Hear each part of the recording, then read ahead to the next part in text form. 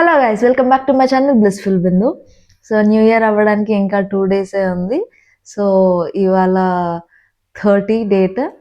So ఇంకొక 2 daysలో మనం new ఇయర్కి వెళ్ళిపోతాము. కాబట్టి ఈ ఇయర్లో జరిగిన what ever it may be, అంటే అది మంచి అయినా చెడైనా బాధ అయినా కష్టమైనా వాట్ ఎవర్, నిజం చెప్పాలి అంటే ఈ ఇయర్ జరిగినంత డిజాస్టర్ నాకు ఏ ఇయర్ కూడా జరగలేదు. బట్ అంతే హ్యాపీగా కూడా ఈ ఇయర్ నేను ఉన్నాను.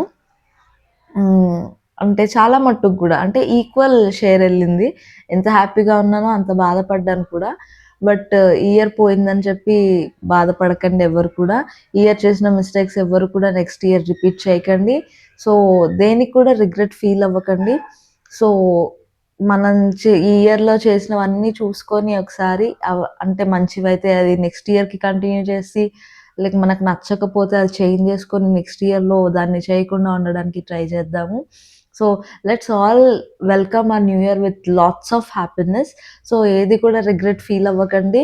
సో ఏది ఉన్నా సరే అది మన మంచికే అనుకొని మనం మూవ్ ఆన్ అయిపోవడం చాలా అంటే చాలా చాలా మంచిది మన లైఫ్కి.